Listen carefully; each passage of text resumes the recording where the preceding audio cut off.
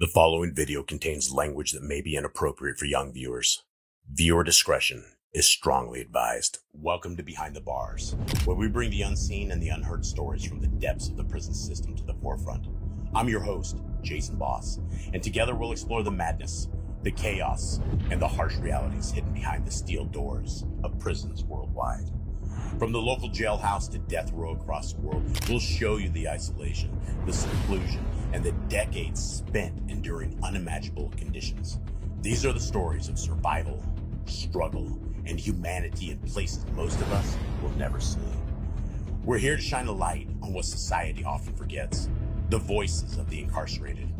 Each story is real, each voice is authentic, and every moment reveals the raw, unfiltered truth of life behind the bars. Join me for a journey like no other, a journey into the darkness, the truth, and the resilience of the human spirit. This is Behind the Bars, real life, real stories. Ladies and gentlemen, friends and family, thank you so much for hanging out with Behind the Bars. This presentation is with a very good friend of mine, a brother of mine. His name is Charles Victor Thompson. This brother has done 27 plus years right now in solitary confinement. And I have the honor, I have the privilege, I have basically the greatest moments of my time being able to talk to my friend and being able to put this all out on the line. And thank you guys for joining us. Charles Victor Thompson, how are you doing, my brother? I'm breathing, I'm achieving. Snoop Dogg reference there. Amazing. And for those who have not heard any of our other presentations, guys, there is a lot. You guys can click on the links at the top. Guys, please check out the presentations that we have with our brother here. In the description below, guys, is two ways that you guys can get a hold of Charles Victor Thompson. He would love to absolutely hear from all of you. The old way is the snail mail way, which does not work very good. Nobody likes the snail mail way. There's also a new way that has been updated in the description that you guys can log on with Securus Tech. All of it, all the details are in the description below, and you guys can just pop an email out, and you guys can visit with one, and a very charming guy, a guy that's just a happy-go-lucky guy for the situation that he is in, and I really appreciate it. Charles Victor Thompson, how are you doing today? Doing good. Good. Now, it's springtime. It's a time of renewal, time for reflection, and you are just about coming up on Passover inside of the prison system, which is a very big deal for you because it's the only time of year that you actually can see anything other than basically the roadkill that comes in through the TDCJ's food chamber. And so for those of you guys out there that can help Charles Victor Thompson, there's a lot of ways you guys can do it. So you can get a hold of me. You can also email him. He has ways to get a hold of him and various things. And you can help guys like this out very easily. Now, brother, the last thing that you and I talked about was the dramatic moments that you were into. You basically were first entered into prison, and you almost immediately, I believe, went into segregation.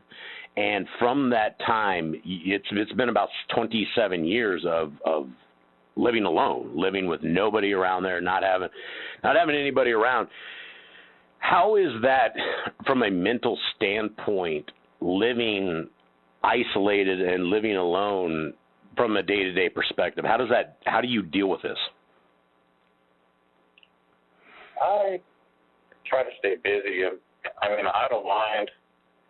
If you let yourself just sit and do nothing, it's easy to get in the fog. Stay busy. I think that's the key. Growing up as a kid, I was always one that would play by myself. I could entertain myself, so I guess it comes naturally.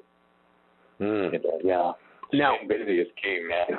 Now, what do you do, and what have you done, and what have you experienced in 27 years that have kept you busy? Where did you begin with any kind of like arts and crafts or any kind of stuff that you didn't know, and where are you at today?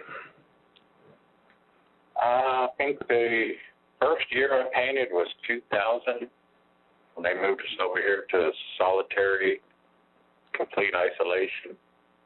the Ellis unit, we were single man in a cell, but we had 4 hours of group rec a day. That only lasted like 10 months. Came over here March 2nd, 2000, 25 years ago, and I spent a lot of time in that window. Like, I would get up there every day during sundown, watch the sunset, because the backfield of the farm, the sun was setting across the trees, and I would spend a lot of time up there my first year or so, looking out the window, just thinking about past. And I've always been one to take in a good sunset at the beach, the mountains, wherever. And so I got the idea one day, I think I'll try and paint this. So using a child's kindergarten watercolor set, that's how we were sold for 23 years. I learned how to paint sunsets with it and do a pretty good job, pretty realistic. The landscape part, the rest of it's pretty hard, working with kids' watercolors. Watercolor turns out as a pretty tough medium. So I started there, and I started writing poetry a little bit here and there. I would write blogs. I started blogging in like 2002, 2003, and wrote 2 books. One of them's a kid's book. It's called Fargo the Dog. It's published in France. It's on ProBooks.France, Amazon.France. Cannot pronounce the name in French. Le Pen Le Herb or something like that. I'm sure anybody who's computer literate can find it. But it's a story about a dog who winds up on doggy death row, and it's kind of a parable of my situation. Wow. Kind of a crafty little story. Interesting. Yeah. Okay, and you think that was 2003 you wrote that? Yeah, 2003, 2004. It's published in French. Do you make anything from that? If somebody goes and buys that book, do you make anything? Yeah, it goes to my nonprofit French Fundraising Association, which is pretty much defunct. It's very inactive right now. So that's kind of a no, right?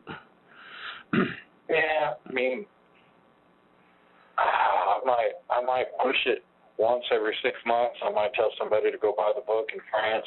I don't even know if they're collecting any money for it still, honestly. The president of my association's had a lot of health problems. Secretary, too. The treasurer got cancer. She fell out a couple years ago. I'm trying to get them revived and get going again. Yeah, it's hard, man. All right, so they're all aging. Yeah, well, it's time waits for their 70s. Yeah, time waits for no man. So 2000, you were painting, then you were into poetry, then you were blogging in 2002. 2003, you released a dog. What else have you done in your time? After my self-paroled vacation, I wrote a book about my life story, my case, my escape and capture. And that, I'm not seeing any more proceeds from that either. We've parted ways since earlier last year, going into probably March, April this time last year, as a matter of fact. So I'm going to not really push the book anymore. Okay, so let's get into that. Where we landed last in our interviews. You had been put into SAG at that point, and this was I don't exactly have the date. I don't know what the date is, but you had just first made it to prison, and they took you immediately to SAG. So take me up through that first little bit, because the thing I don't know about is the escape, and I do know it's history. I do know it's out there. In fact, for those who actually watched this, one of the beginning intros that I had for your particular video had the escape in there, but I've never talked about that because I don't know. Yeah. Where happened? That happened the end of 2005. Okay, so 2000 after my resentencing. So resentencing, retrial, and then an escape. Okay, so 2005. So when were you first put into segregation? What year was that? Harris County Jail, 1998. So 1998. Okay, so from 1998, and then you had a new trial? Yeah, I went to death row on May 5th, 1999, and spent a year at the old unit where we were single man to a cell. Mm-hmm. And then they moved all of death row over here on March 2nd, 2000. And I fought hard, tooth and nail, worked on my appeals, argued with the lawyers, had my brother go down to the lawyer's office, try to make him see it my way. And I was studying the law. And I found some existing Supreme Court case law, like Blockberger versus the United States. It's a case that had been holding for 50 years. And I watched a guy get a reversal under it right here in Texas death row. And the lawyer didn't want to argue mine the same way. And I was like, why not? He had his ideas, and I had a pretty clear understanding of the law after several years of studying it. And I finally got him to agree to argue it my way, and they reversed the sentence, but not this. They reversed the sentence, but not the guilt innocence. Mm. Texas is a bifurcated system. You have guilt innocence phase. You're found guilty, then you go to sentencing phase, and it's life or death if you're found guilty of capital murder. So I got a sentencing reversal on October 24, 2001. And I sat here fighting it on appeal of the appeal. You win some action on appeal, and they get to appeal that all the way up to the Supreme Court. I sat here until 2005, summer of 2005, and I finally was taken back to Harris County for the sentencing retrial. I fought for full retrial, rehearings, further rehearing. I had a rehearing granted, pro se on my own. I had lawyers writing me, telling me, send me a copy of what you did. I know attorneys have been in the game 20 years and never had a rehearing granted on a death penalty case. Of course, my lawyer was pulling his hair out because I no longer had a punishment reversal. I now have my case resubmitted for reconsideration on rehearing. And he was livid.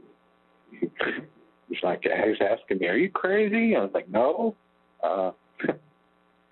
They gave me a half solution to a whole problem, and I'm willing to put all the chips on number 7 and spin the wheel again. So I did.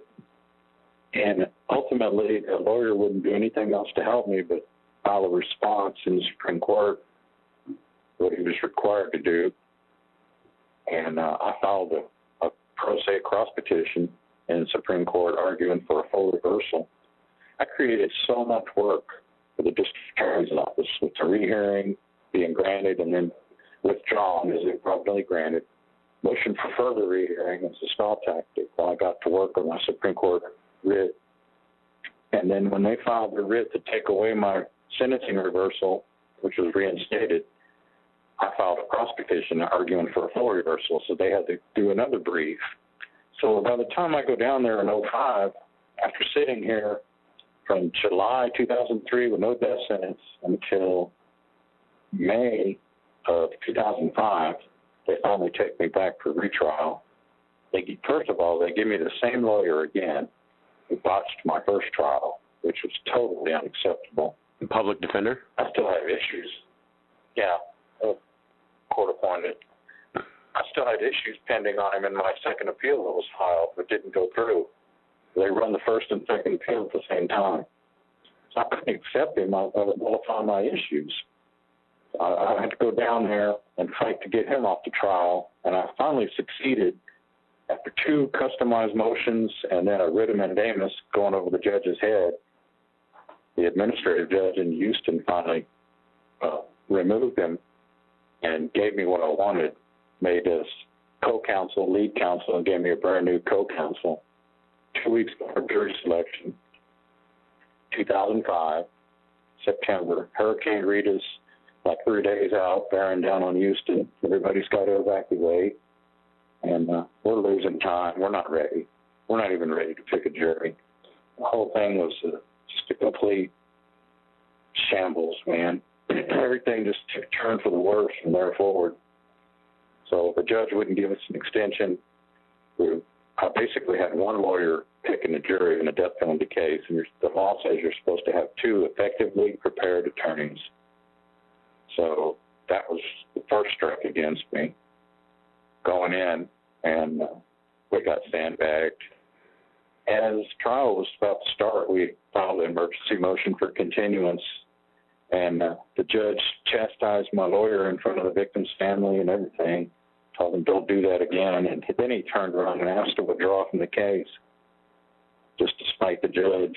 The judge told him one more stunt like that, and I'll hold you in contempt of court and throw you in jail. Dang, man. Wow. So it gets better.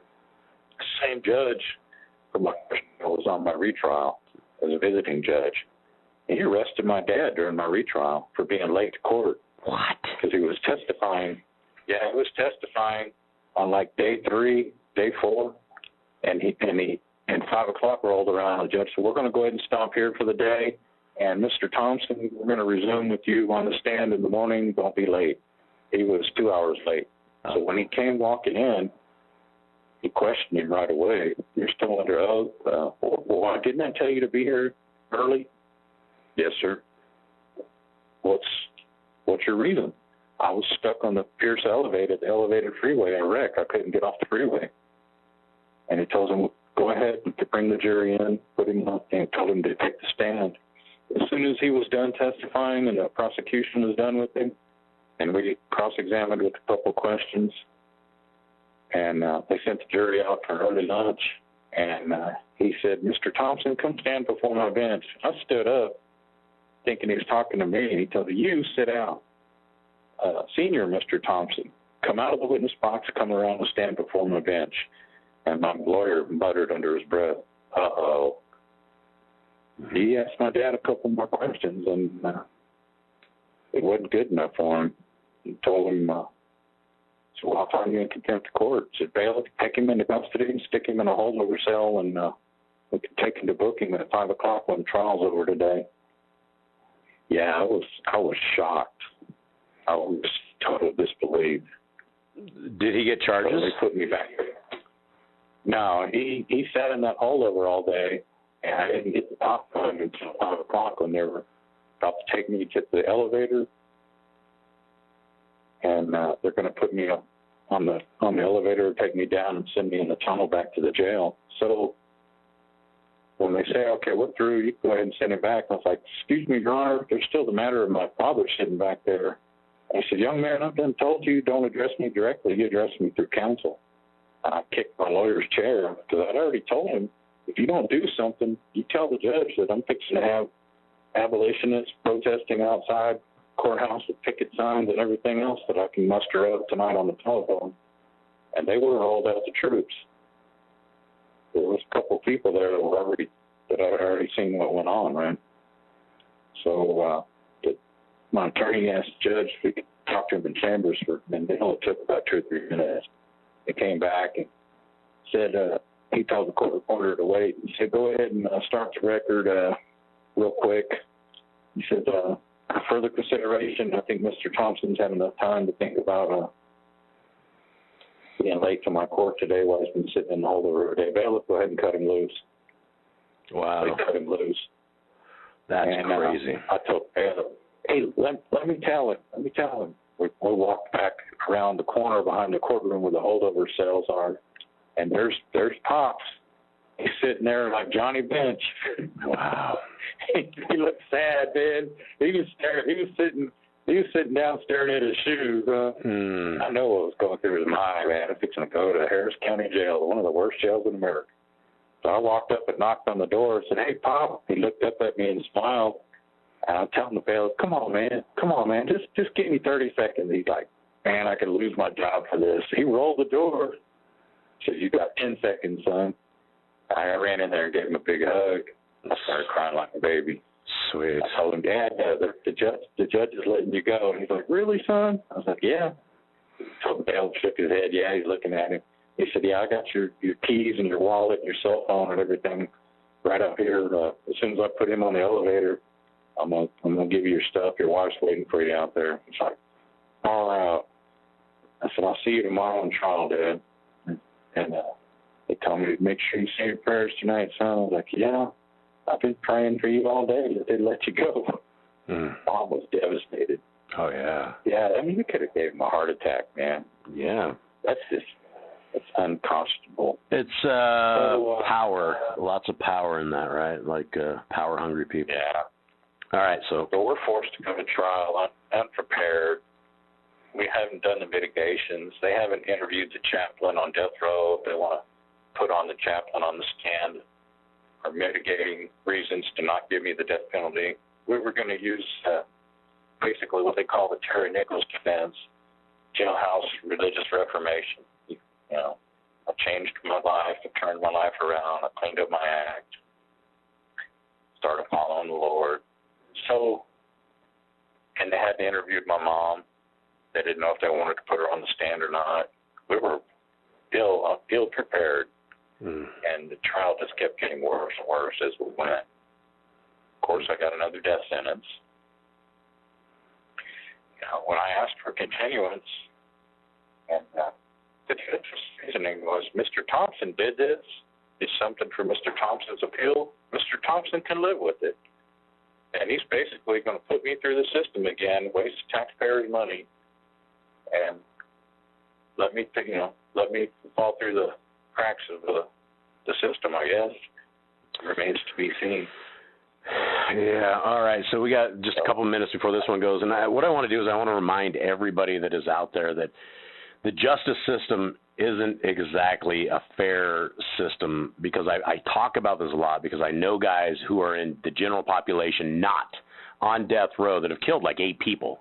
Like, these people have killed a tremendous amount of people, but you have guys like Charles Victor Thompson who, when you hear his story of the actual assault, it was more of it wasn't even an assault per se. It was more of a opportunity based upon circumstances that were there, and it was all a mistake. The entire thing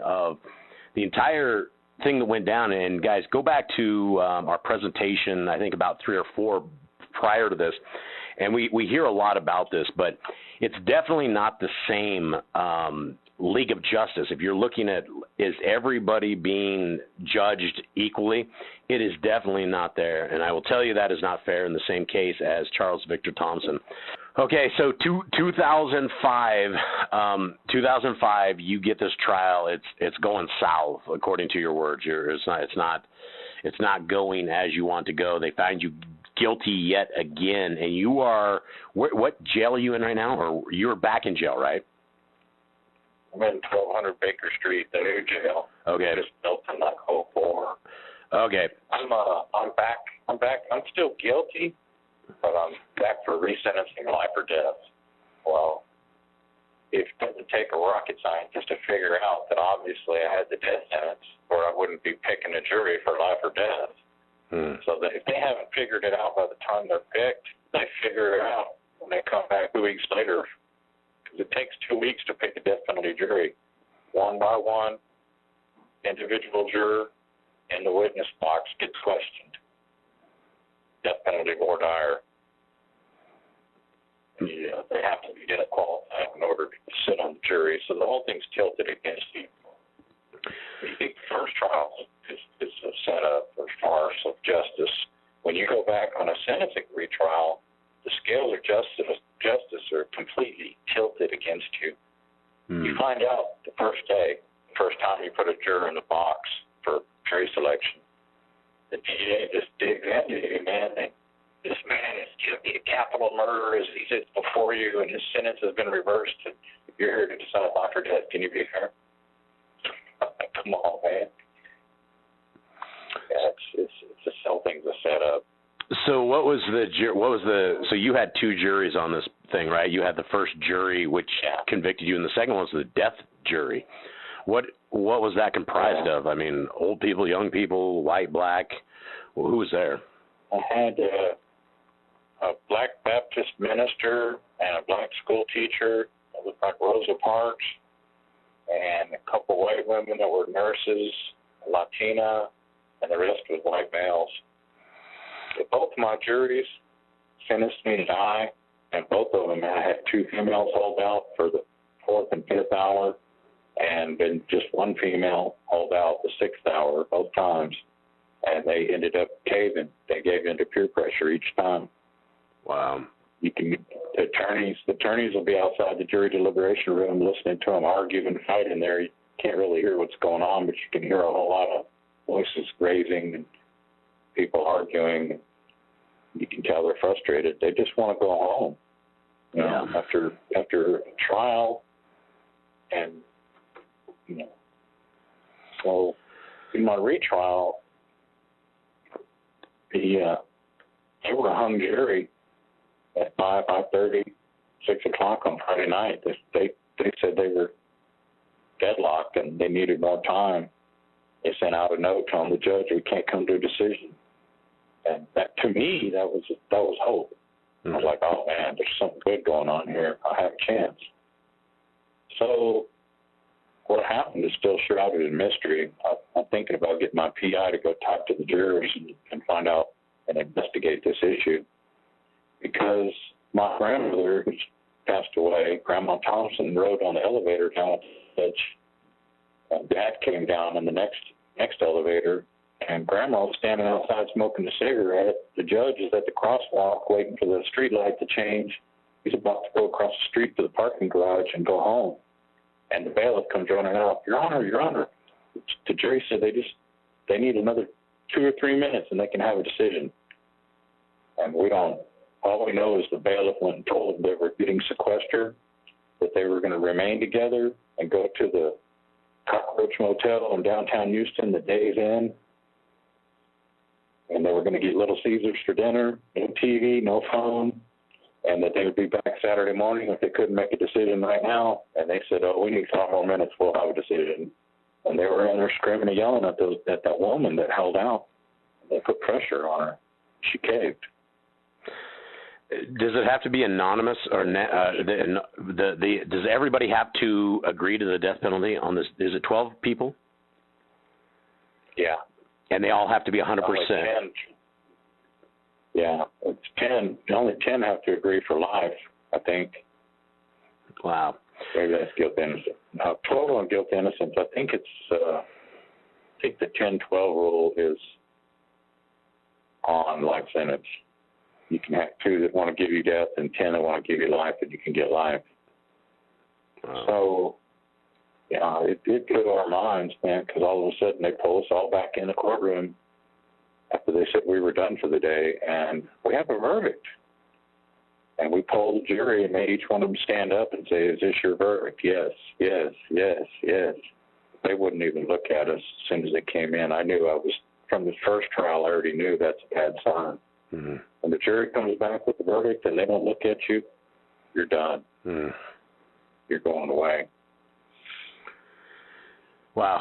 So from that moment, I'm in the holdover. What's that? I'm in the holdover praying up a storm, man. Ooh, man, I was sweating it. I did everything right from 1999 when I went to prison, the death row, until 2005. I fought it the legal way. I applied myself. I filed all kinds of stuff myself, from re-hearings to research to writ of mandamuses, motions, all kinds of stuff, man. And just nothing I did mattered. They want you, they're going to get you. So I had been looking at my own alternative plan for life. If they gave me a life sentence, I was going to go on to prison and try to do things the right way. Right. When I seen just how crooked the system is and how the scales were tilted against me, I went ahead and used my cunning and some of my role-playing skills from playing Dungeons & Dragons, and I just had created this own little character in my head that I was an internal affairs investigator, smuggled my clothes back for court. 3 days after I was given the death sentence, I was doing legal visits with attorneys and I had smuggled my wrinkle-free cobalt blue dress shirt and Docker pants back to the jail cell with me. Instead of changing out, I just put my orange on over them, watered up the shirt, put it in my legal folder, and took them back. So I went to a legal visit. The first time wasn't good. Second time, they knew me. Third time I went, they changed shift at 2:30 in the afternoon, and I was in the legal booth, and the staff, they just changed all the staff on the floor. None of them knew me. Nobody came looking for me. And it was the day that they pulled the death row tank for recreation in the gym. I'm sitting there in an attorney booth with Attorney James Redlich, death penalty lawyer in Texas, and he's believing that I'm fixing to hire him for $40,000, $50,000, some obscene amount that I can't afford. And I hear him on the speaker in the hallway in the jail right behind me outside the booth, saying all available deputies to 2J1 to pull recreation. And you hear all these handcuffs and shackles jingling, cops coming from every tank, every pod. The extra officer was going down there to pull a seg and to chain us up and take us to the jail. So I knew it's routine, and I knew all of them would be down there, and I'm down here. And they didn't lock you in the legal booth back then. You were wearing handcuffs and leg irons. They didn't lock you in the legal booth.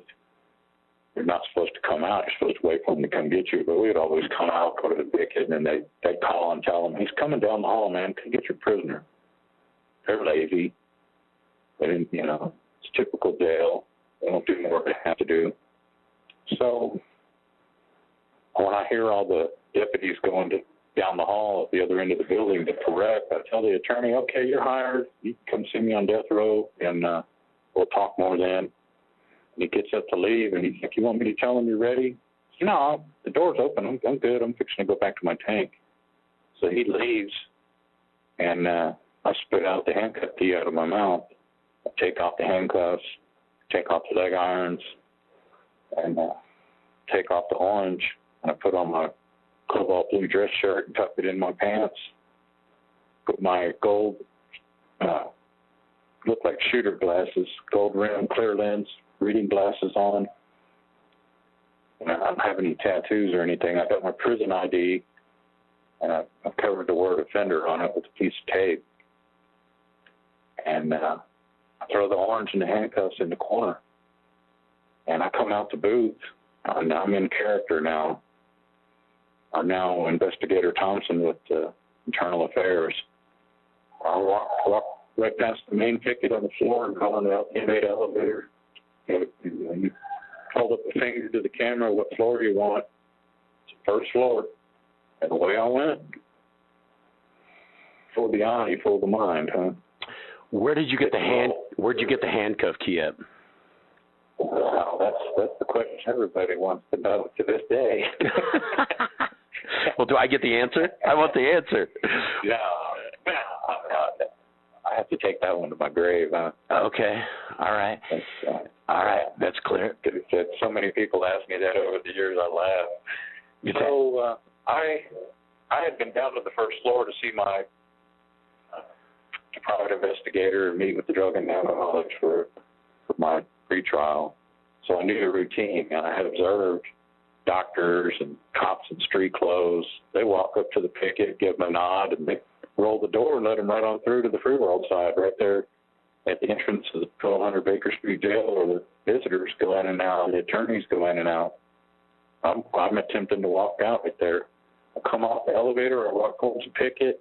I've already made eye contact with the guy. When he looks at me, I give him the nod, and he holds the first door just on general principle, because this is what he does all day.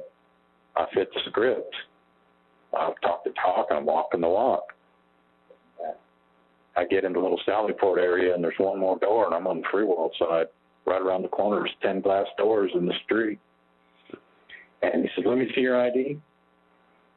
I turn and look at him, and I flash it to him upside down because I had it backwards with the magnetic strip showing. And he says, I've never seen one of those before. And I'm thinking to myself, I know you haven't. They always keep your prison ID in booking when you come into the jail. So they had never seen one before.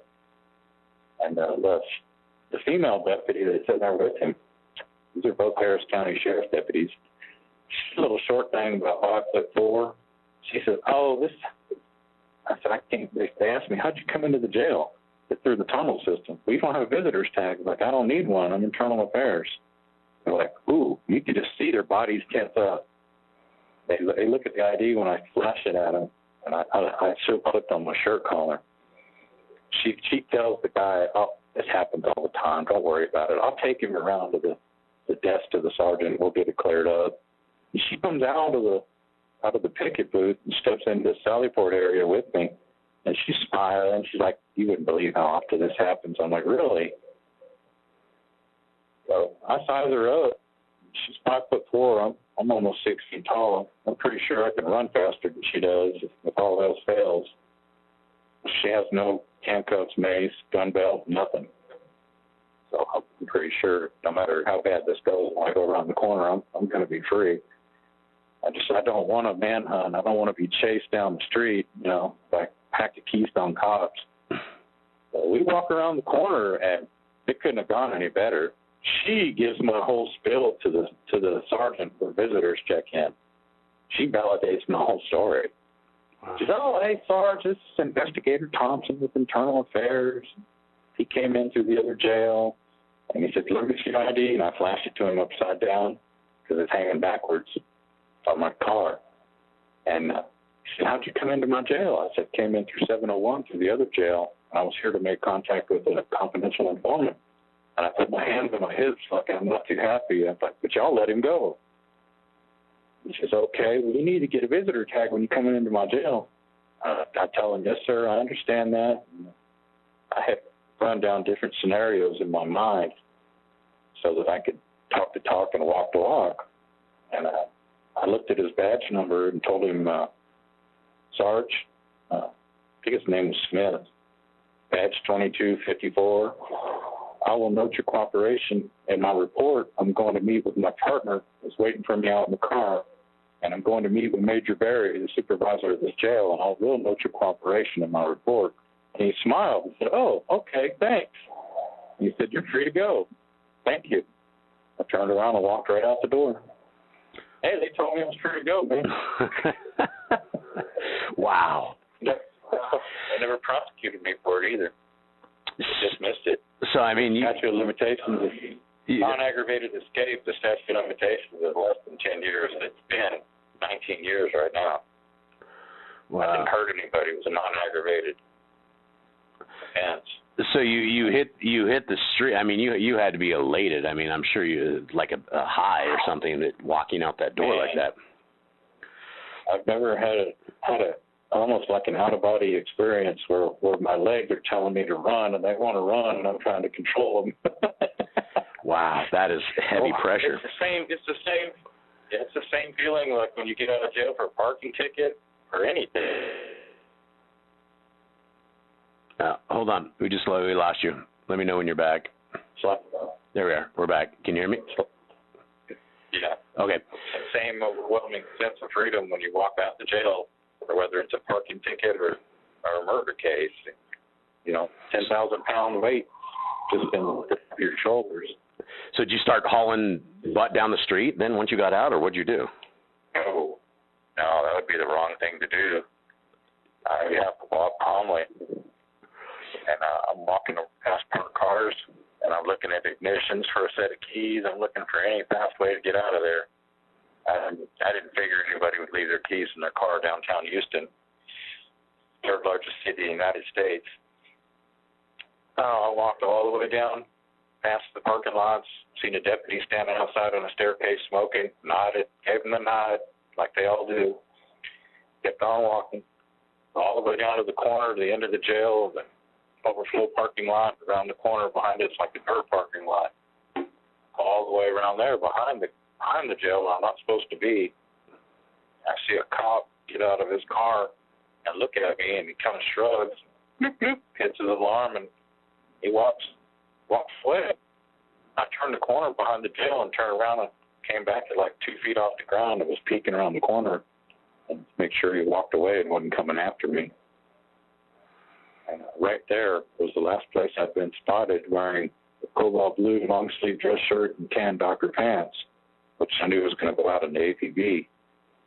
So underneath I had a white muscle shirt and white gym shorts, and I had on white tennis shoes. So I did a quick change. I've been reading books about quick change magicians and illusion magicians. That's where I got some of my ideas. Like, you fool the eye, you fool the mind. If you fit the role, you fit the script, and you talk the talk and walk the walk. So, wow. I applied some just trickery, basically. I applied the quick change theory, and I took off the pants and the shirt and the prison ID, and I chunked them in a sub-basement stairwell going down into a basement in the dark down there. I chunked them all down there from behind. Like, this is the last place I was seen, and this is the last place that any evidence of me. So I changed to exercise clothes. I look like a jogger now. Right behind the jail is Metro bus station, right around the corner, around the bayou right there. There's a bunch of trees along the bayou of the Metro bus station. There's a bike path with joggers on it, people bicycling and people jogging. So I go about 100 yards around the trees on the side of the bayou right there, and I get on the bike path, and I'm a jogger now. I start jogging towards downtown Houston. I'm jogging along the bike path on a nice winter day, November 4th, and I go under I-10, just north of downtown, see the little shanty town, the cardboard shacks that hobos are built. There's all these people camped out under the freeway. I'm like, man. But I'm looking for any opportunity to get out of here ASAP, whatever presents itself. I'm looking for a phone. I want to call a cab, anything. And I know that once the word goes out, they're going to put a perimeter around me. And right after I went under the freeway, I see a corner store on the edge of a neighborhood right there by the bayou, and I see a payphone. I start heading that way, and I step into a bunch of mud. Between the pillars under the freeway, as I move like 10, 20 feet in that direction, all of a sudden a Metro cop car materializes. He's parked under the freeway between the pillars down there in the shade. So I do a quick 180, turn around and go back to the bike path, and I'm wiping the mud off my shoes on the concrete. And I'm like, oh, I'm definitely not going that way. There's a cop over there. So right about that time, he started his engine and turned on his lights and took off. And you wouldn't believe the amount of stress and panic that's just running through my mind. And oh no, the call went out. They're looking for me. Oh my God. You know, so I calmly walk away on the bike path as he drives off. Probably just got a call. So I know that once the call goes out, there's going to be helicopters and all kinds of planes and everything else flying around looking for me. I walked about another minute or two, and right about the time I seen the train tracks, I heard, here comes a freight train. Oh, man, here comes my ride. I'm out of here. I've been hopping trains since I was a kid. We used to hop them in the suburbs and ride them into the city. So I let the engine pass till I couldn't see the engine and the engineer anymore, and I ran along a dirt trail up to the tracks, and I turned and started running with the train, and I grabbed a ladder and hopped on. Away I went. This is at 2:45, 3 o'clock in the afternoon. I rode all the way up to 610 and 59 off Cavalcade, and the train stopped and disconnected. They just dumped the half of the train hose on right there. There's a bunch of industrial businesses right there. And I sat there for like 5 minutes. Like, well, I guess this ride's over. Well, I got off the train and see backside of businesses and garage doors closed. Really don't see anybody. I look under the train and between it, and I see a neighborhood. I realize I know where I'm at. I worked in Houston most of my adult life. I learned all the wards. I'm in 5th Ward. I'm in the ghetto, and it's 3 o'clock in the afternoon. It's probably like 3:30 now. It's like 3:30 in the afternoon, right? Mm-hmm. So I start walking into the dead end street right there by the train tracks. I walk into the neighborhood. I see a Dodge Ram 1500 for sale with white shoe polish on the window, $1,500. It's an older model. It's an old Mexican guy outside washing his driveway with the garden hose. It says Garcia on the gate. I walk up to him, hey, the truck's for sale. He's looking at me funny. I look at myself, and I've got grease marks all over me from climbing on the train. Oh, yeah, man. Well, I got cover stories, scenarios that run through my head in practice while I'm sitting there, in the jail all this time. And tell them, oh, man, I work for Houston Auto Auction. I was driving this piece of crap Hyundai, and it broke down on me, and I had props with me, too, like a little check that I got out of a magazine. I said, man, I don't have any money. I need to cash my check. He's like, oh, there's a store over there about 10 blocks. I said, hey, the truck's for sale. I said, let me look at it. I buy and sell used cars. I said, okay. So I popped the hood, and I know my way around the engine, checked the transmission, checked the oil, took off the air filter, looked at the carburetor. I thought, I just need to check the transmission to make sure it doesn't slip. The torque converter's good. And he's looking at me funny. He got a bad vibe, right? Mm. So he's just kind of, I tell him, hey, you got the keys? I just want to start it up. I'll come back and buy it tonight. Give you $1,300. No, $1,500. I'll give you $1,400. No, $1,500. I said, okay, well, I'm not coming back unless I know it runs. I guess he got a vibe that I was going to steal it. Mm. Hey, man on the lam, you're desperate. You need wheels. You need to get out of there, Right.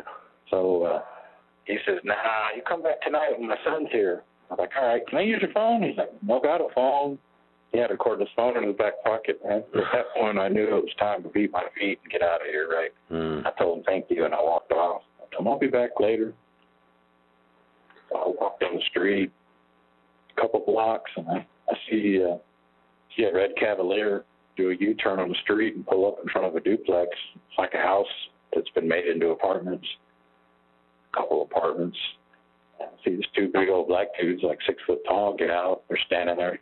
They light a cigarette while I'm talking on a cell phone. And they're looking at me like, what's this white dude doing in the hood, Mm. I walk right up to him and bum a Newport menthol cigarette off him. And, man, it was like lighting a joint or something. I got such a blast. I bet. They're looking at me like, what's up with you, man? Oh, man, my car broke down, man. It's just not my day. So I got my paycheck here. I got no money. I'm from the north side. I know I'm in Fifth Ward, so I need to get out the hood. They're like, yeah, you do. I'm like, I know. So hey, can you call me a cab? He said, I'll run inside till I'm all late. So he goes inside to call me a cab, right? So I'm standing outside talking to the other guy smoking a cigarette. He's all tatted up. I'm thinking that he's probably been to prison. See? And he's standing there looking at me, and I'm like, yeah, sure is a nice day, man. Sucks my car had a breakdown. He's like, yeah, happens to the best of us. All of a sudden, we hear a siren. It sounds just like a cop car, man. I'm like, I look, he looks at me, and he smiles. And I'm hotboxing that cigarette now. Mm. We're both looking at the siren, and it's coming closer and closer. I'm looking over my shoulder behind me at the backyard of the fence. I'm like, I'm going that way if it's the cops. Fixing to start off fences.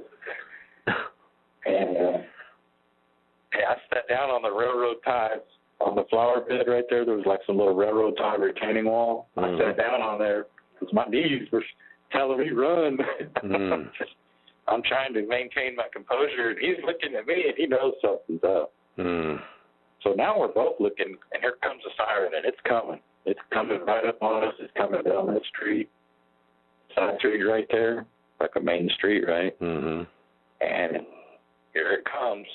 He looks at me. I look at him. We both look again, and it's a Houston Fire Department ambulance. They use the same siren as the cops.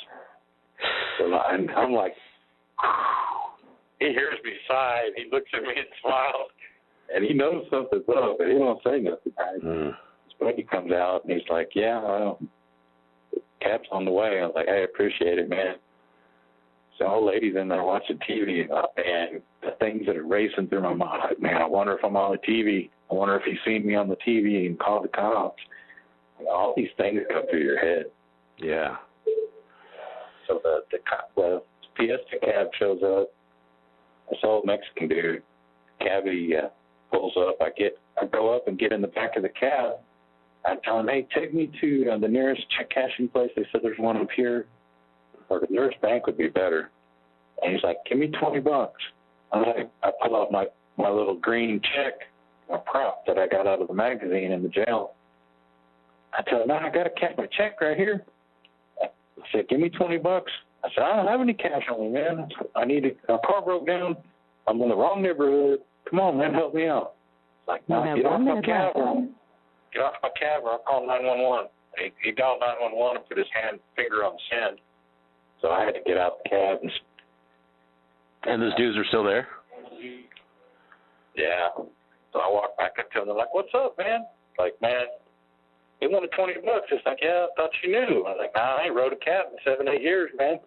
Wow. I've been in prison. I didn't tell him I've been in prison. So that dude gave me a ride to the check cashing place at the gas station. And I go in and wash up, come out. I call Mom. It's 4 o'clock. And she's like, turn on the news. What are they talking about? The weather? Change the channel to the other news. What are they talking about? Sporting event? Why? It's like, I escaped from the jail 2 hours ago. I don't even know I'm gone yet. Wow. I'm up on 610 the loop. Yeah. So I'm looking at these two dudes, and they're like, man, so what's up? I'm like, man, can you give me a ride to that check cashing place down the street you told me about? She's like, yeah. Jump in the ride. So we're getting this Cavalier. And I'm sizing this dude up, and I'm like, man, ain't no way. I ain't even going to try him, right? So we ride down to the corner store. Drops me off. I go in and wash up. Trying to get some grease off my arms, my legs. I'm wearing a muscle shirt, shorts. Got big old grease stains below my knees. Got smear on my clothes. Got grease on my forearms and elbow. Climbing inside the back of the grain hopper, like a little area between the ladders where you can crawl in like a little hole and hide. So I poo. It's like a poo from The Simpsons. You buy something, you leave. Like, man, shut up, man. I'm trying to wash up, man. You ain't got no bathroom? Like, no. I'm over there taking a bath, and this mop gets sinking. Trying to get cleaned up, man. I'm on the street. I want to be presentable at least. I want to look like a hobo wearing white. So I look around. I'm like, man, I go outside and call my mom. 4 o'clock. I tell her, well, turn on the news. She accepts a collect call. She thinks I'm in the jail. And what are they talking about? Weather. Change channel to this other channel. What are they talking about? Sporting event. Well, I left jail 2 hours ago. She's like, I can hear the cars on the freeway behind you. Like, yeah, I'm free. I'm up on the north side. I've been gone for 2 hours. They don't even know I'm gone yet. Wow. So I told her, hey, I just wanted to call and let you know I'm on the run. And she said, don't look back. I said, they're going to come pay you a visit soon, so just be ready. Just give her a heads up. And I told her, no matter what happens, remember I love you. I heard my dad in the background. He's like, you're not going to get him. They'll put you in jail, honey. She's like, I know. I'm not going anywhere. So I got to go. Bye. So I hung up, man. And I did something after this that I wasn't too proud of. I seen this lady pull up in this rather new car on the side street right there, turn around and park it on the curb. She's unloading groceries and a baby. And like a 2-year-old boy with her. They're going back and forth in the house getting the groceries. I walked up to her, and the keys are in the ignition. The car was running. I didn't want to take the car with her in it because she was in the back seat fishing around for a baby bottle or something. They got the groceries, the kids out of the car, and everything. I walked up, like, excuse me, man. And I held that check in my hand. I was like, our car broke down, and I'm trying to get my check cashed. think you can give me a ride to the bank? And I was about to jump in the driver's seat and take the car, but she's in the back seat, and I don't want to get mauled by a woman with fingernails that's in the back seat while I'm taking her car, you know. So she reached up, grabbed the keys. She reached up, grabbed the keys out of the ignition, and came out the back seat, the back door of the car, sort of with the keys in her hand. And I'm thinking, oh, why did you have to go and do that? She's like, look, I don't really know you. I was like, that's all right. And I grabbed the keys out of her hand, and she screamed and ran off. I jumped in the car, and I've been locked up 8 years. Cars changed, right? GM had just put the ignition on the dash. It used to be on the column, and they have a little button like Toyota has where you got to unlock the wheel. So I'm trying everything, and I handed right over that button 2 or 3 times because I had Toyotas before. I couldn't get the key to turn in the ignition. I'm looking at the clock. I'm in the car for like 3 minutes. I put on the seatbelt. I'm going to follow the brake. All right. I'm trying everything. I can't get the key. Maybe that's the trunk key. I put the other key in there. I couldn't get the key to turn. I know after 3 minutes, the cops can show up in as quick as 3 minutes if they're in the area. So I got out and ran. She didn't lose her car.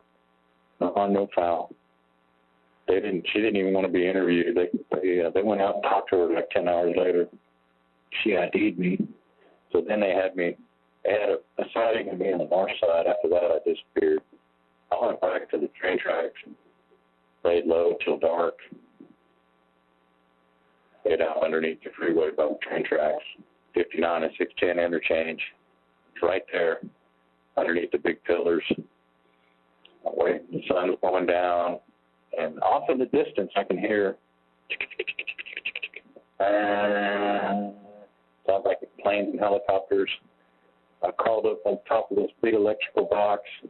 I stand up on my toes, tiptoes, man, and I'm looking. I can just barely see the tops of the downtown buildings over the tops of the trees, right? And I see helicopters and planes flying around downtown like a swarm of mosquitoes. So, oh, yeah, it's on. They're looking for me now. I knew, without a doubt, it was like 5:35, 5:45, sundown. Call it gone out. Well, I went back into hiding underneath the freeway, and I think around 6:30, 7 o'clock that night, a northbound train came through there, and I tried to hop on a boxcar. The train was moving pretty good clip, like 15 miles per hour, maybe 20. It was moving. The ladders were rushing past me, and I'm looking back, and I see a boxcar, oil tanker, boxcar, oil tanker. I'm running alongside the train, and I'm trying to gauge it and get the right ladder, and I messed up, and I grabbed one of those black tube oil tanker cars. I grabbed the ladder on that. There's no letting go. You might end up falling into the train and lose a leg. It's very dangerous. So I climbed up between the cars, and there's nowhere to hide, man. And the sun's going down. It's still twilight, but the sun's down. It's getting darker and darker by the minute. And we're going across these road crossings. Here's this white guy standing between 2 train cars on a little walkway holding a little bar. Ding, ding, ding, ding, ding, ding, ding, ding. And it's all over the news. An inmate just escaped from the jail, and nobody called the cops. I across like 4 road crossings like that in the next hour, and nobody called the cops. I couldn't believe it. Wow. Got all the way up. The train tracks I was riding on were parallel to East Tex Freeway, 59 North, which I guess they're calling it 69 now. Came right through Livingston. The train stopped somewhere outside Cleveland before Livingston. It pulled over for like 10 minutes, and the Amtrak blew through. The train engineer got off and checked the train. I'm hiding in a box. I ran back and got in a boxcar. I'm hiding under a big slip of cardboard in the corner. I guess they check the train every time it stops now. This is new to me. I've never seen them do this before. So now I got my hobo Cadillac. I'm riding in a boxcar with an open door. And away I go. Rode right through Livingston, right through the train stop in Diabol, Texas, little small town. Sat there on the train tracks right there at the road crossing in downtown for like 3 or 4 hours. And I went and burglarized a little building to get some clothes and some food, like a little office shed on a sandblasting company. I had the hat on when they arrested me, so they asked me about it. And I was like, yeah, I did it. I could pretty much done anything, and they wouldn't charge me with it. I'm going to have the death penalty, you know. So I got a hat, clothes, a pullover thermal shirt, a flashlight, some food, like a loaf of bread, some sandwich meat, cheese, some of those little Halloween candy bars out of the freezer, a gallon of water, and a bunch of paper towels. Like, man, I'm set to go. I got food, water, toilet paper. I'm not getting out of this train until it stops, and I'm staying in it for the whole weekend. Wow. I rode it all the way south of Shreveport, 250 miles away. I spent the night in several train yards, and the train disconnected. They'd stop in the train yard, leave me there for 5 hours during the day. I slept. First time in like 2 days. I went through DeRidder, Louisiana, all the way up towards Shreveport. So my whole adventure was riding in the boxcar, watching the world go by. I've seen red-tailed hawks, deer, squirrels. I'm taking it all in, man. I like sensory overload. It's fall. It's hunting season, so you got to be careful, because I found out real quick that in Louisiana, Bubba's like to hunt along the train tracks. They got deer stands everywhere along the train tracks. They wait for that deer to step out in the open. Pow! Wow. Yeah, so I'm riding the train, man. So I got my slices of bread, and I had like a 2-day supply, at least 3 or 4 days supply of food, but the ham was going bad after 2 days. But after like day 3, I was eating cheese sandwiches, a bag of corn chips, and the final stop in the train was the AP paper mill, 50 miles south of Shreveport. They disconnected, and the engine took off up the main line, and I was back on my feet. I grabbed my bags with my little bit of food, and I walked away from the paper mill plant. I was going away from the tracks. I thought I was going towards civilization because of the power lines and everything, just an assumption on my part. But little did I know I was out in the middle of nowhere. Well, this black dude came driving along in a big dump truck. Obviously worked on the paper mill. He pulled up to me and said, "Hey, man, what are you doing?" I said, "Man, I'm Katrina evacuee, man. I just got off the train, man. I don't want no trouble, man. Just trying to follow the power lines heading towards civilization." He said, "Man, there ain't nothing that way for 20 miles, dude." I said, "Really?" He said, "Best thing you can do is hike back up to all the train tracks back up to the main line and catch you another train." I said, "Hey, I appreciate it, man." He said, "Look, security sees you. They're gonna nab you. They're gonna escort you off the property. My call along." I said, "Look, dude, I ain't got no money. I ain't got no ID. I'm vagrant. I don't want to go to jail, man. Please don't tell security. I'll get off your property pronto this minute." He said, "Go back up that road to the train tracks." So I had to walk past the paper mill. Well, here comes security. He told on me, man. He told on me. Here comes security. So I hide between like 3 or 4 rows of trains that they have sitting on the tracks. They finally burn off. And it's muddy. I have to get out between the trains and get back up on the road. And I start hoofing it. I'm jogging. Got a gallon of water in one hand and a grocery store plastic bag in the other. A little bit of food, right? And they come barreling down the road, and this time they seen me. There was no running. I didn't want them calling the cops. They drove right up to me, said security on the back of the white pickup truck. Like, "You the one that was on the train?" But then I knew he told on me then. I was like, "Man, look, man, I'm Katrina evacuee, man. I ain't got nothing, dude. I ain't causing no trouble, man. But look, we got to escort you off the property, man. Can't be on our property." So I'm going back up the train, man. I'm getting off your property. So, "Come on, man, get in the truck." I'm not going to call the law, are you? Oh, man, we're just going to take you around the front gate and let you go. All right, man. I jumped in the back of the truck. And they drive all the way through the paper mill plant right up to the front office by the parking lot. Out comes the boss wearing a suit, the receptionist, dispatcher, office workers. And it's like a country powwow there. I'm in the back of the pickup truck, and they're standing all the way around the bed of the truck, from left to right, like a clock, all the way around, right? And they just start firing off questions. Where you from? What happened to your pants? So I ripped the whole ass end out of my pants climbing on and off the train. The boss says, you ain't no scared killer, are you? No, man, I'm harmless as a teddy bear. I said, you seem like an all right fella.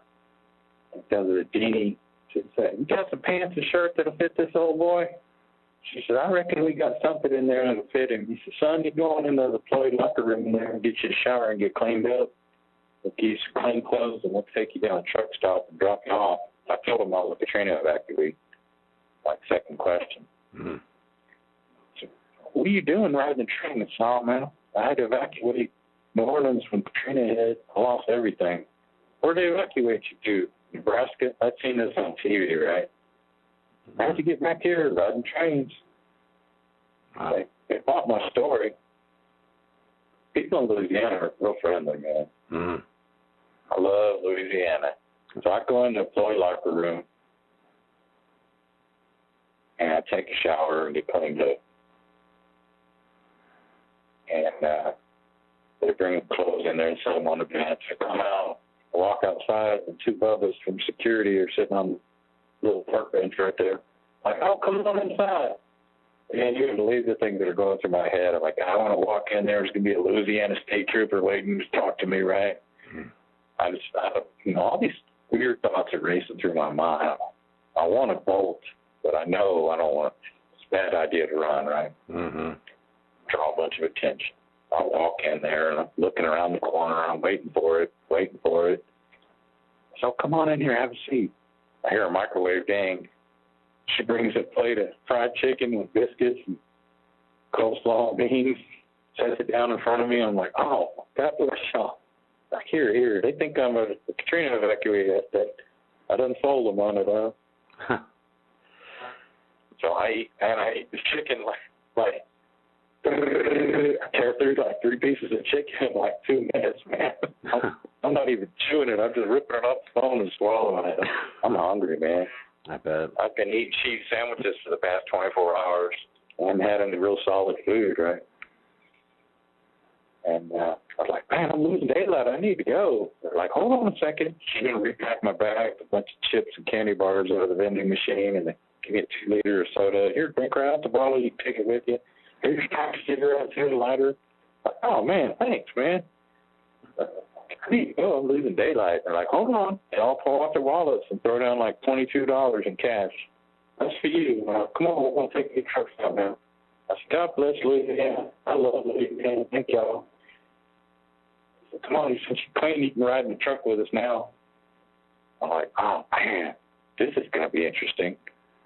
So I get in the middle of the cab, and of course, they got questions.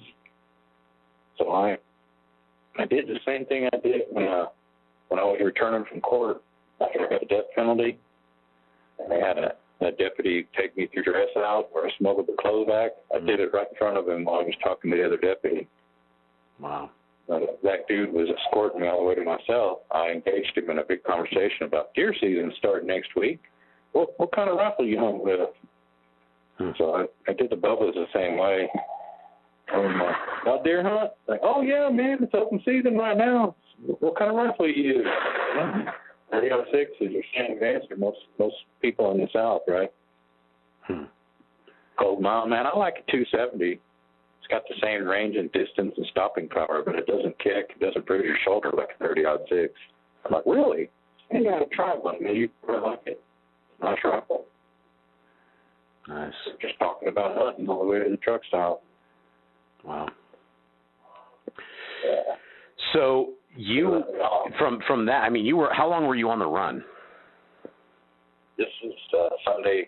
I escaped on Thursday afternoon. And this was Sunday. This is Sunday night. Yeah, it's a Sunday afternoon. Late afternoon. So they dropped me off at the truck stop on the side of the building where the civilian gas pumps are. And I go right to the pay phones, pick up the phone like I'm on the phone, got my ball cap, and I put it back on. And I'm watching the civilian pumps, and I'm trying to hitch a ride with somebody. I want to get away from this truck stop as fast as possible. I got to wait for them to leave and drive down the road. So I go to the pay phone, and I'm just kind of pulling my hat down real low over my eyes. And I've got my arm over the phone, and I'm staring at my shoes, trying to hide my face. Because I know my picture's all over the TV. What does every truck stop in the United States have? 24-hour satellite cable news. Mm. And they got people in there watching TV. Truckers are in there watching TV, you know. Mm. The wrong place to go. Yeah. I knew better. Huh? So I'm around the corner where nobody can see me on the side of the building. So I see this couple casting up this big four-door Cajun Cadillac truck. And they pull up right there by the payphones. And he gets out, makes a call on a cell phone, and it's his pretty little wife, little Southern Belle. She gets out, she's stretching, she's walking around. I said, all right, I got to go. And I hung up the phone. I wasn't even talking to nobody. And she hears me, and she looks up. I said, excuse me, ma'am, are y'all heading to Shreveport? I see the sign right there on the freeway right there says Shreveport, 49 miles. She says, as a matter of fact, we are. Do you need a ride? I sure do. And her husband hears me talking to his wife. She says, all right, we'll be there in a little bit. And he hangs up his phone. I said, what's up, man? So he's looking for a ride in Shreveport. He said, oh, come on, man, get in.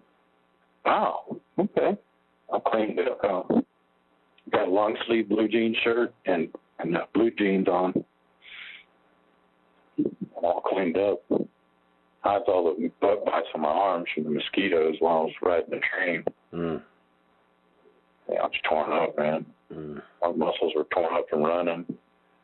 He comes around to the back of the truck, opens up the door, and pushes her leopard skin bag over, and puts me in the seat right behind his wife. We jump in the truck, and away we go down, I think it's Highway 99. It runs from, like, Shreveport to Louisiana and down to New Orleans, right? We're heading toward Shreveport now. It's Sunday. It's late afternoon, and man, there's Harleys and Corvettes blowing by us like we're standing still. We're doing like 75, 80. Wow. I'm looking at the motorcycles. He's looking at them too. I turn around next time I hear some Harleys coming up behind us, and I see all these stickers in this back window of the truck. Policemen's Union, Sheriff's Association. I'm like, no way. You've got to be kidding me. Come on. So I looked at him in the rearview mirror. He glances at me and said, what line of work are you in? He says, medical field. I'm thinking, okay, it must be a doctor. It's like a $60,000 truck. It's got leather interior. It's 4x4, four-door. This is 2005, you know. It's a pretty expensive truck. I'm thinking, okay. Well, she's over there playing with her phone, and she's been asking me questions.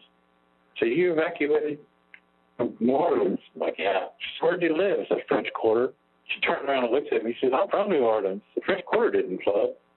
I'd been watching the news while I was in the jail when Katrina hit. It's like, yeah, but the sewer pipes, I had like three feet of sewer sludge from sewer and waste back up in my flat. I know they call an apartment in New Orleans a flat. Mm. She's like, yeah, the sewer did back up. You're right. I'm like, yeah, I know, lady. I watched some TV. Wow. She's like, so where did you work? And I was like, oh, I'm a line cook at Marriott. She's like, oh, I have a friend who works there. I'm like, jeez, I'm trying to change the subject, right? I know she's gonna catch me in a lie any minute now, right? I started asking him some questions. I said, so what area of medicine do you practice? He's like, oh, several, man. Like general practitioner or something like that. I'm like, okay. So it gets quiet. She's done with her phone. And we've been riding for like 10 minutes, 15 minutes. And they were just coming out with the internet on the phones, the smartphones. Mm-hmm. I think the real smartphones came out in like 07, 08. this lady hands her cell phone to her husband and says, "Look at this, honey." He looks at the phone, looks at her, hands it back to her, pats her on the shoulder and tells her it'll be all right. She turns sideways and she's looking at me out of the corner of her eye now. She's facing her husband who's driving in the passenger seat. I'm in the back seat behind her. And he looks at me in the rearview mirror. I seen his arm reach down on the door. I swear I heard a gun cock. And he says, "Hey, man, we're going to let you off the first exit as soon as we get to Shreveport." And they were. They had already agreed to take me downtown to the Salvation Army shelter and drop me off, right? He said, "Hey, we're going to let you off at the first exit when we get into Shreveport." I was like, "That'll be fine. I appreciate it. Thank you." And the rest of the ride was quiet. She's sitting there watching me out of the corner of her eye. I think she ID'd me on the phone. She read something. And she handed it to him, and he's like, "Hey, we're going to drop you off the first exit, Bubba." Because prior to that, they were going to take me all the way into Shreveport to the Salvation Army shelter. I know something was up. If I had any suspicion, it was confirmed when they got off that exit. He blazes down to Cedar Street doing about 60, whips into a gas station. "Here you go, man. This is your stop." I get out, and he punches it through a yellow light. I guess that was their exit, and they keep on going. Wow. And I go across the street, catty corner across the intersection to another gas station, and I go around by the car wash by the phones off to the side, and I drop my bags behind the bushes, and I get on the phone. I'm talking to somebody, and I watch that gas station for the next 15, 20 minutes to see if the cops come. I guess it's Sunday. They didn't want any trouble. They didn't want to mess with it. So they just got rid of me, right? Wow. So I got lucky. I didn't call the law on me. Yeah. My ride's running short anyway. I just don't know it yet. So I see these two white guys in a lowrider S10 pull up, base. They're basing. They got the little system going. They pull up to the gas pumps. I went inside and asked, "Where's the nearest Western Union?" So I'm ready to call my girlfriend in Australia and get some money wired. I'm tired of riding trains, and I need some money. They tell me Berkshire Brothers on this road, about a mile up on the other side of the freeway. It's Berkshire Brothers, Western Union. Okay? So I see these two white dudes pull up in this truck, start pumping gas. I go outside. "Hey, man, y'all heading that way up towards Berkshire Brothers?" "Yeah, you need a ride?" "Yeah, jump in the back, man."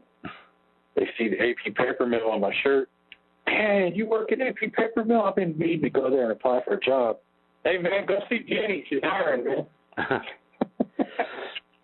That's the secretary that got me the food. And, yeah. I said, "Go see Jenny. Tell her I sent it." Amazing. Yeah, they get you right at Berkshire Brothers, man. I go inside. I got $22 in my pocket. It's time to do some shopping, dude. I'm like, yeah. So I go over to the pharmaceutical area. I get some deodorant, toothbrush, toothpaste. I can brush my teeth. And I'm looking around, like, man, I haven't been in a store in like 8 years, man. I take a trip down the aisle looking for something to snack on, and I get to the end of the aisle of the coolers, and there's the beer. I'm like, nah. Uh-oh. Yeah, you should. Nah, you shouldn't. Nah, man, you've been 8 years, you earned it. It's been a rough day. Natural Light on sale for like $3.99 a 12-pack, right? It was dirt cheap. I couldn't pass it up.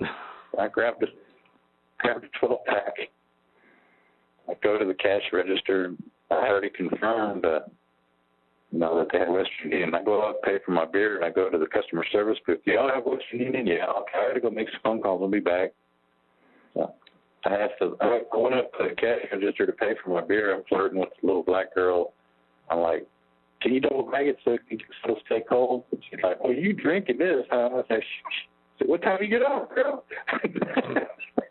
She's like, "Oh, you're so silly." I'm flirting with her because I don't want her to ID me. I ain't got no ID, man. I get my beer. Every Berkshire Brothers is the same. At one end of the store is the doors going in and out. Away at the opposite end is a picnic table where the employees take their break, and the soda machine. And so I'm all the way down at the other end away from the entrance.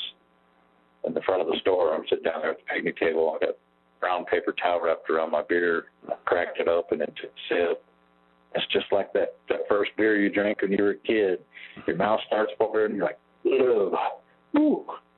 You hadn't had a drink in 8 years. Wow. I called my friend in South Africa. She's not answering. Call my girlfriend in Australia. She don't answer. I pick up the newspaper that's sitting there on top of the newspaper machine next to the soda machine. And I see my face in the front page. Wow. Like right inside the front page, the next page, I see a little picture of me. I tear it out, throw it in the trash can. I'm sitting there looking through the paper, Saturday, Sunday. I don't see any other, one little article in the Metro section about you my have 1 minute left. No picture. Wow. So I'm looking around, scanning the parking lot. I'm always on alert, man. Yeah. And I've seen all these stories on the news about cops looking for people that went on the run during the hurricane and everything. They got task force looking for people that skip parole, Right. skip registering, whatever, right? Wow. So this lady walks up to me and asks me if I'm looking for a job. And I'm like, why do you ask that? Like, you're looking at the job section. Oh, yeah, I am, aren't I? She gives me her phone and tells me talk to her husband. Come on down the street here, about 2 blocks, mechanic shop. I'm hiring right now. I'm like, okay. I watch her leave. She gets in a white SUV and drives up to the intersection at the top of the hill in front of the parking lot. So I watched this lady drive up in a white SUV, go to the light, turn to the intersection, and I lose track of her in traffic. I'm sitting there, trying a phone call, I'm sitting there drinking a beer, looking at the newspaper, and I've scanned. Every few minutes I'll scan the parking lot, scan my surroundings, scan off the horizon of the distance, the street, everything. I'm watching for cops. I mean, I'm on the run. I'm America's most wanted. I'm number 1 on the FBI's most wanted list, so I'm being extra cautious. About this time, I scan across the street in the strip center, and I see a white SUV pulled up, driver to driver, talking to a white Crown Victoria.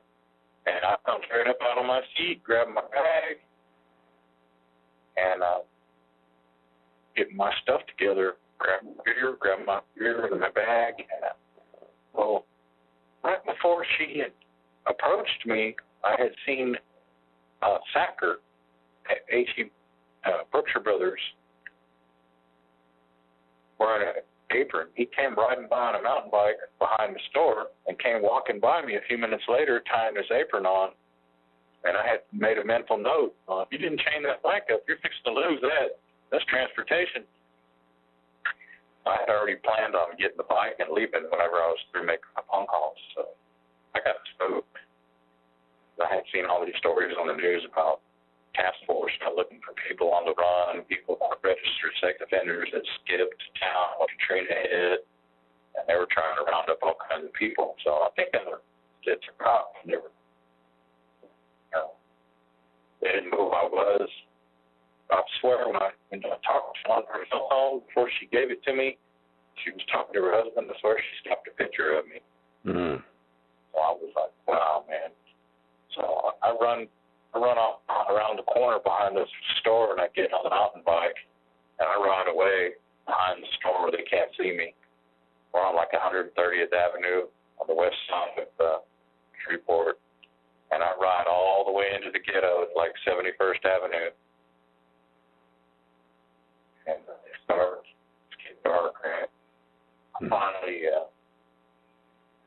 get a hold of my girl in Australia, and I asked her to wire some money to me. Use her son's name as a code name, and I'll call back and get the number. And I'm on the phone those 2 minutes. She's trying to keep me on the phone, and I'm kind of suspicious, but I'm like, look, they can trace the call under 2 minutes. I got to keep it under 2 minutes. I'll call you back in a couple hours. She's like, all right, you get the kids off to school, and I'll wire you some money. She thought I was going to be with her, as far as I knew. Plan on going to Australia. But little did I know that she was setting me up to get the reward. So I go down to the city park across the street from the fire station, and I take my shoes and socks off and put my feet in the grass. Those little things in life that we miss, being free. Sit there and watch the sunset, drink some beers, and get back on my mountain bike about 7:30, 8 o'clock at night. Ride back down the road. There's a bunch of stores. I found a store where there was just one payphone, so I didn't have to worry about anybody else being next to me. And I called her, and she answered. I talked to her for a minute. She gave me the number, and told her, all right, I'll be there in a few weeks. Told her, start looking for IDs on eBay, and I'll have you mail them to me when I get to Canada. She's like, oh, you're going to Canada? I was like, yeah, man. Change the passport. This is before they had smart IDs and all that. I'll be there in a few weeks. So, she's like, let me tell you what they said in the newspaper Friday. It said that the victims' families in protective hiding, that they're afraid you're going to come after them and kill them. I'm like, are you serious? Man, that's crazy. I'm trying to live. I'm trying to go free. I'm not trying to go after anybody. I don't wish anybody any ill will. I'm lit. I'm drunk off my butt. So, I got to go, girl. I got to go. I've been on the phone 2 minutes. I don't know. Saturday it said they put the jurors in hiding, too. They're scared you're going to go after them, too. I'm like, oh, what am I, like Charles Manson now? Come on, man. They're playing me out to sell newspapers. She said, Sunday's paper says you had inside help in the jail. I'm like, that's just ridiculous. They're just selling newspapers. I've been on the phone like 3 or 4 minutes now. Well, I'm pretty sure they traced the call the first time to the area code. But I heard them talking about they're fixing to arrest me here in just a minute. I heard them talking later about they had teams set up on their side of town. They were just waiting for me to call back. So she played the I love you card. I can't wait to be with you. And lovey-dovey. And I stayed on the phone for another minute and a half, 2 minutes. I can't wait to see you. I can't wait to hold you and all this stuff. Meanwhile, she's just trying to keep me on the phone so she can get her $10,000 reward. Sold me out. I heard a tire bark. I turned around, and there's 5 Ford Tauruses and a half moon all. Hold on, just broke up. This is a good part here. Hold on, let me know. Hold on. You said you turned around and what? There's 5 Ford Taurus subcompact cars in a 180-degree arc all the way around the parking lot, all the way around it. And all the doors are flying open on these cars, and they're coming up over the tops of the doors with MP5s, 9mm, shotguns.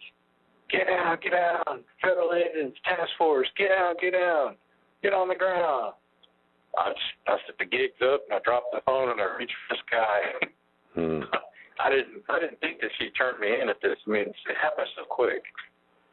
But, I reached for this guy. I stuck my arm straight up in the air.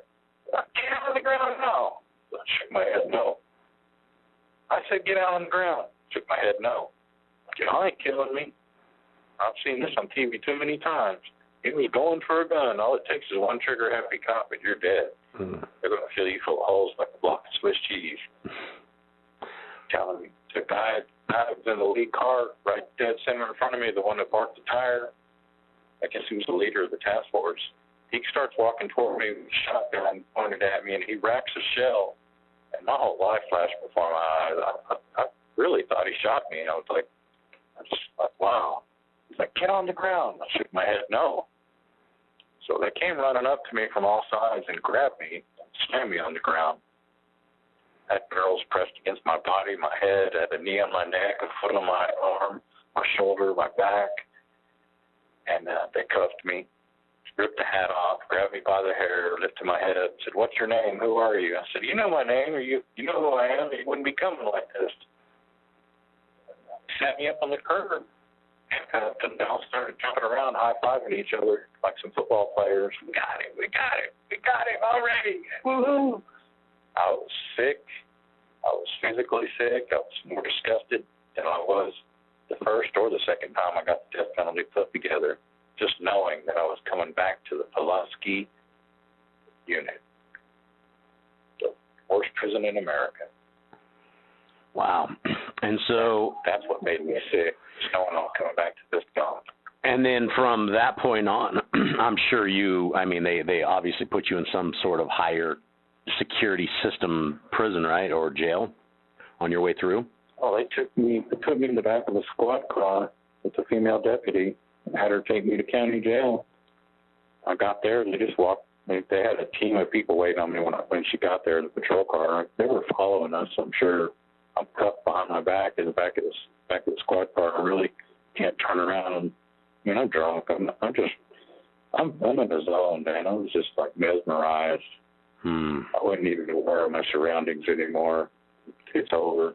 Going back to the row. I was disgusted. So I get to the jail. They got a team of people waiting for us when we come in. They rush me in. They see that I'm drunk, and I couldn't even hardly stand up by then. And they're like, well, just put him in the padded cell in there. So they throw me in the padded drunk tank, and I lay down and went to sleep. I woke up a few hours later. My face was stuck to the rubber padded floor, like, need water. Oh, so dehydrated, man. Wow. There's no water fountain. There's no water fountain or sinker in there, anything. So I'm banging on the door, and they're like, yeah. I'm like, well, yeah, what? We got death row messed up. I start mule kicking the door. Man, they came about 20 deep.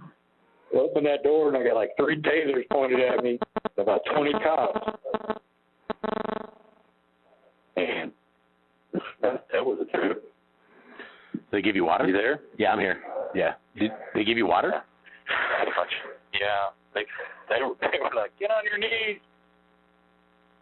Did you? Like, hey, I don't want trouble, man. I just want some drink. They, come on out. I said, don't tase me, bro. They're like, well, come on over here in this hole. Drink all the water you want, and we'll fingerprint you and finish booking you. You were too drunk earlier. I was like, yeah, I feel it. I'm pretty hungover. Wow. I drank about a gallon of water, got fingerprinted, went through booking, went to the jail, and they put me in a suicide cell with a big glass window for a door and a hospital gown split on the backside, suicide blanket, nothing else. I said, this is how you're going to be until you leave. So it was that parish and Shreveport, that was their policy, that anybody that has kind of charges that I had, that they keep you on suicide watch for a safe risk. So at this point, I'm like, wow, this sucks. So twice a day, they'll come and open your cell door, open the slot, and it's got an eye bolt bolted through the slot. And they handcuff you to the eye bolt, and they swing the door open and shake your cell down. And you've got this hospital gown, butt cheek showing, and I'm trying to hold it shut behind you. It's got like one string where you can tie it shut.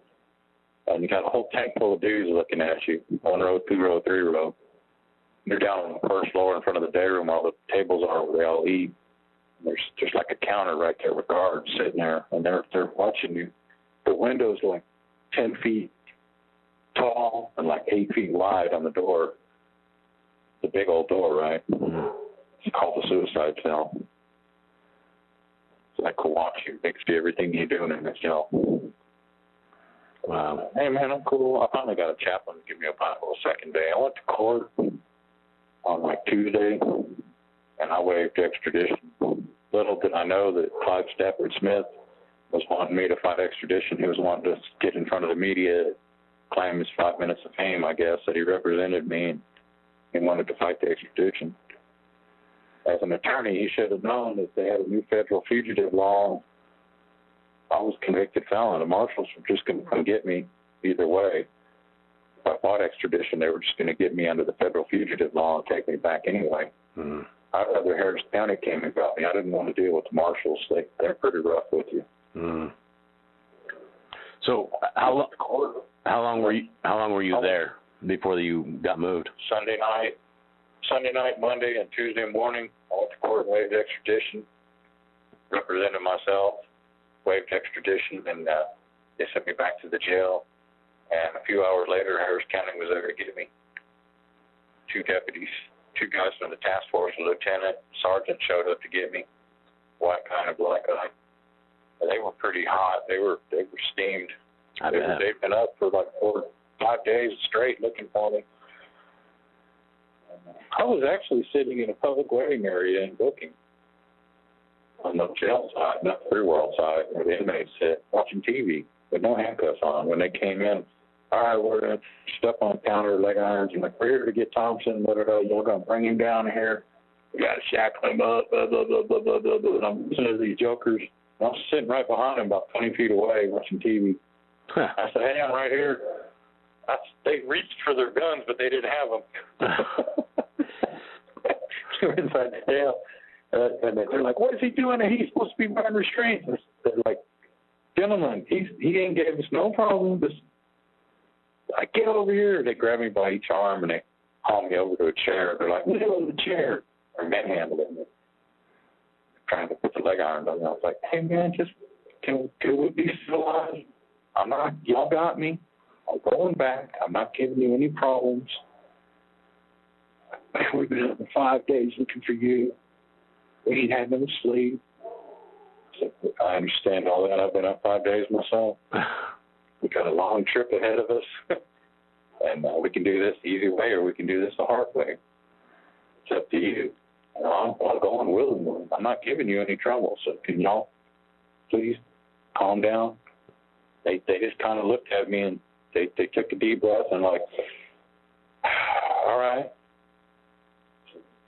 Gentlemen, please. We've got a long trip ahead of us. I'm like, you're right. Turn around so we can cut me. All right. I'm giving you no problems. I'll give you my word. So after that, they took me to the little civil airport, little small airport, and they had a Cessna, 4-seat Cessna plane owned by the DPS pilot that was flying us back. A 1979 4-seat brown bomber. I looked at this plane and looked at him and was like, we're flying in that? I like to live, right? You're like, oh, man, that's my personal plane. I said, that don't make me feel any better. Four grown men that are like 250 pounds each. They said, oh, it's got to be 12 in it. I said, does it fly well? He said, I just rebuilt the engine. I said, oh, that don't make me feel any better. No, come on, man. We'll be all right. All right. So we get in the plane and put on little headsets with the microphones, and the questions start right away. So how'd you do it? So where'd you get the handcuff key? So tell us what happened at this point. So I'm like, trade secret. I can't tell you. Top security, I'm being a smart ass. They just keep your hands where we can see them. They put the black dude in the back seat next to me because he was a lefty. They put him on my left side, his son on his left side away from me. And they told me, if you make one wrong move, we're going to shoot you. Because we don't know if you got that key on you still. Keep your hands where we can see them. I'm like, man, look, I'm not trying nothing. I don't want to crash and die. They're talking to me on the way back, and I really didn't tell them a whole lot of nothing. Just a lot of jokes. Trying to lighten the humor, like the air was so thick he could have cut it with a knife. Mm. So back to Harris. Yeah, good. Yeah, we're supposed to fly to the Hobby, but there was bad weather. So of all places, they flew me into my hometown, Hooks Airport, Tomball, Texas. I couldn't believe it. Flew right into my hometown. I didn't recognize it at all. I've been gone 8 years. And it used to be all ranches and trees all around Tomball. It was now nothing but suburban streetlights and rooftops for as far as you could see after the housing boom. 03, 04, 05, 06. I think the housing market crashed in 08. Yeah, it's a whole different town now. Wow. Now, we landed on the tarmac after dark, and they said that the rest of their task force, a couple of vehicles, were all the way at Hobby Airport, so they had to come all the way to Tomball to get us.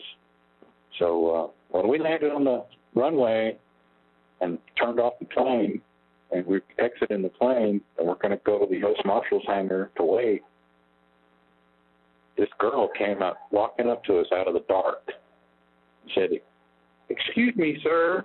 And they drew their weapons and stepped in front of me. And I swear it was Darren's former girlfriend that was at the trial. It looked just like her. It freaked me out. This girl came walking up out of the darkness on the runway at the airport. And they're like, "You can't be here, man. We're transporting a prisoner." And she said something like, "I know." And she turned around and walked off in the dark. I was like, wow, that freaked me out. Now, who did you think she was? Darren's ex-girlfriend that was sitting in trial crying her eyes out about the love of her life. The bartender. Right, okay. Looked just like her. Weird. And you have no idea who it was? Did she just walk away? Yeah, she just walked away into the night.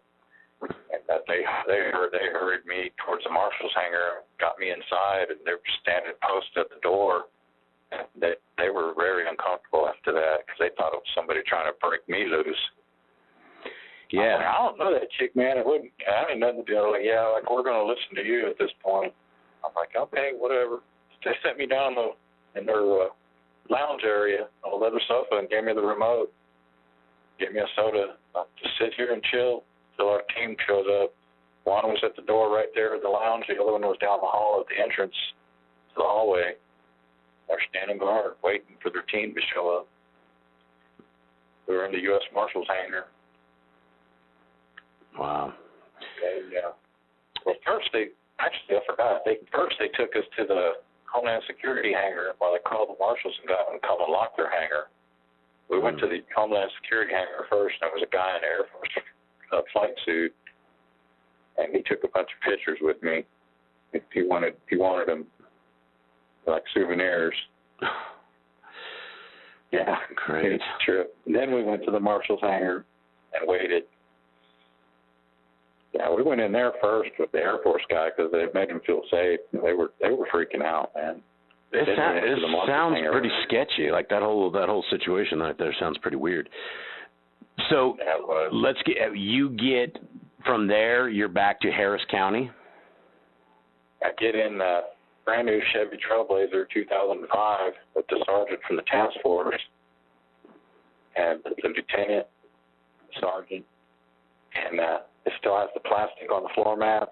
I look at the odometer, and it's got 120 miles on it. I said, man, this puppy's fine spanking new.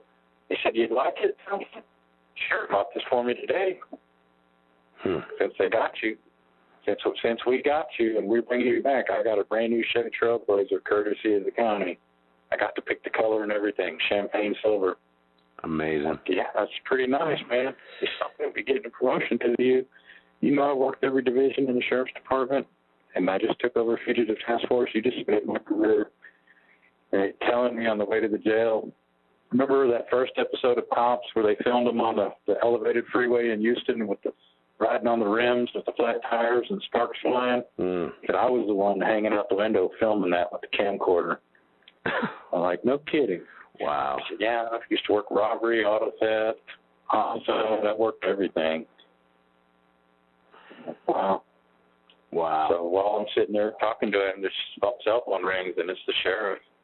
Yes, sir. He's sitting right here next to me. Yes, sir. We're going straight to the jail. Yes, sir. I'm taking him straight to the cell. Wow.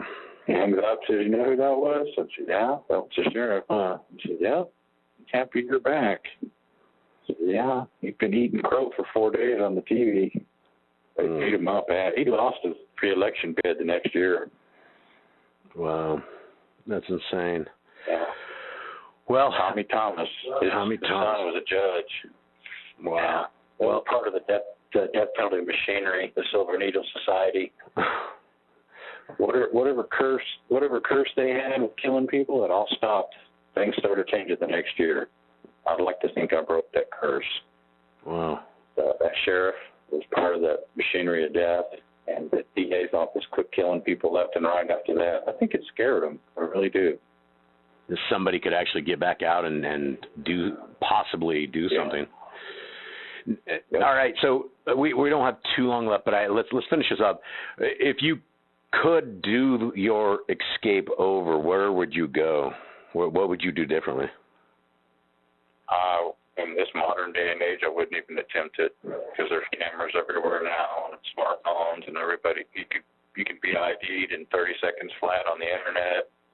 You can't make it more than a mile without 5 or 6 cameras getting a picture of you in the direction you're going. It's impossible. This was before smartphones came out, 05, and before they had cameras everywhere. Honestly, I mean that wholeheartedly. I wouldn't even attempt it in this modern day and age. Mm-hmm. You wouldn't make it 5-10 minutes. They'd be all over you. Did you ever talk to the Australian girl again? No, but she pops up online every now and then, and my friends always attack her if she's in some chat room. Did she get a liar? Did she get $10,000? Yes, that she did. Wow. I heard through people that knew her that they had a wonderful Christmas and spent it all. Wow. Crazy. Yeah. Well, my brother, I really, really, really appreciate your time on this and your candidacy on this and your ability to talk and your willingness to talk. And I would like to reach out to everybody that is out there real quick. I want to, Charles is a very, very nice guy, one of the nicer guys that I have met inside of my endeavors inside of writing, and he's definitely a person that is worthy of support. He has changed his ways. He has completely just gone from the world that he used to be, and from my conversation that I've had with him, if you guys are looking for a great pen pal or for somebody that is worthy of the support, guys, please find him. Again, all of the Securus is down below in the description below. There's all the ways to contact him. If you're willing to contact him, if you're willing to support him, guys, please reach out. Please talk to him, and I'm sure he'd be happy to get back with you and probably answer any kind of questions you have. With that, Charles Victor Thompson, my brother, thank you very much for this presentation and for the more that we'll probably be having. I'm sure we'll have some good conversations in the future regarding all sorts of things, and thank you very much for your time. Yes. Thank you. All right. And thank you all for listening. Absolutely. All right.